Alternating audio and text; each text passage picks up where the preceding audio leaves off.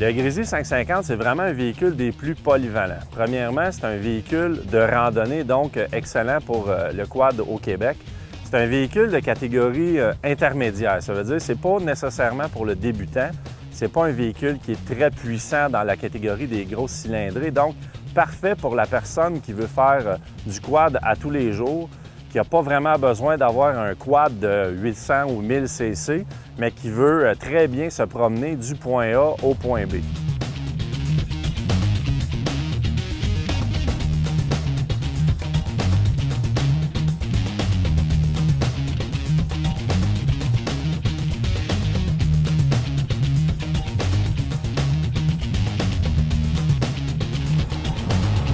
Le fameux Grizzly 550 et celui-ci à direction assistée. C'est vraiment un véhicule facile à conduire. Ça va plaire autant aux quadistes expérimentés qui cherchent le véhicule parfait pour la randonnée qu'aux quadistes intermédiaires que lui va avoir besoin d'un quad pour faire de la belle randonnée aussi, mais pour s'en servir peut-être juste un peu pour travailler. C'est un quad qui est excellent. La position de conduite est merveilleuse. Le guidon n'est pas trop haut, pas trop bas, mais la façon que le guidon y est formé, on peut le baisser ou le monter pour accommoder les différentes grandeurs de personnes. C'est donc un véhicule qui plaît pas mal à tout le monde.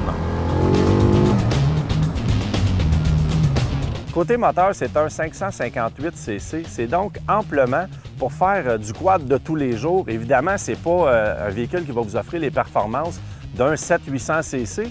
Par contre, avec des tests qu'on a fait l'année passée, on s'est rendu compte que la vitesse maximale que le véhicule est capable d'avoir, c'est environ les mêmes vitesses que les 700 ou les 800 de la même catégorie ou même que d'autres catégories.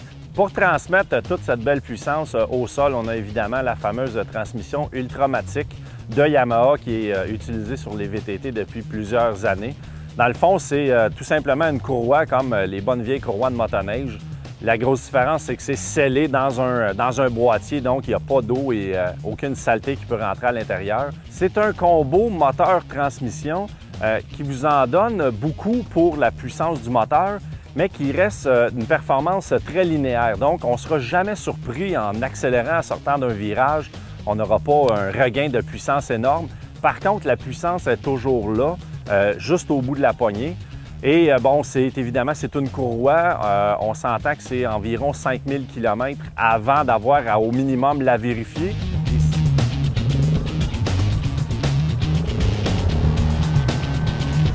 Depuis plusieurs années, Yamaha ont travaillé énormément sur le confort des véhicules de promenade comme le Grizzly. C'est pourquoi on a eu l'apparition du fameux Power Steering. C'est pas un véhicule qui était nécessairement lourd du devant ou dur à conduire, mais avec le Power Steering, on peut vraiment aller partout.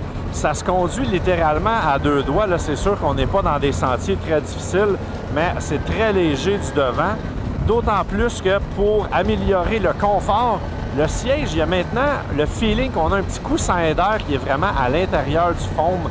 C'est vraiment confortable. Tout est à portée de la main et encore une fois, on a un beau pare-brise, nous, de rajouter en avant. Ça va vraiment agrémenter de beaucoup le confort lors de grandes randonnées.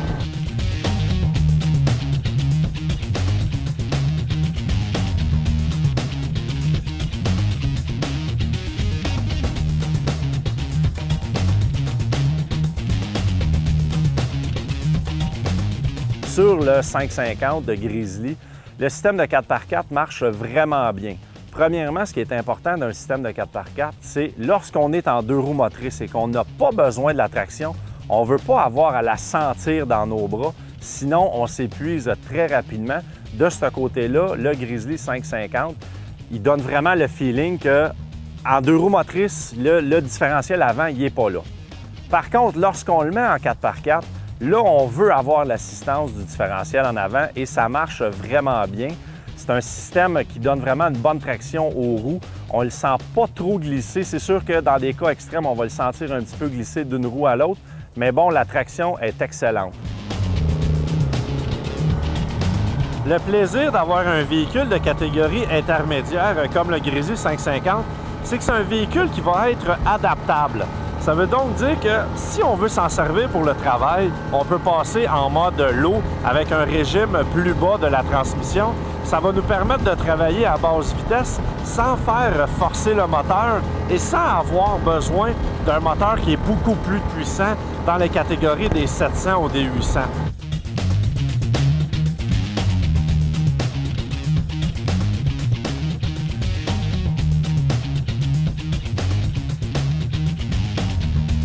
Pour l'année 2011-2012, donc l'année en cours, les couleurs disponibles, on a le bleu foncé, le vert foncé et le camouflage Realtree, l'expression anglaise, c'est une compagnie qui fait des camouflages expressément pour les fusils, les choses, c'est très apprécié des chasseurs.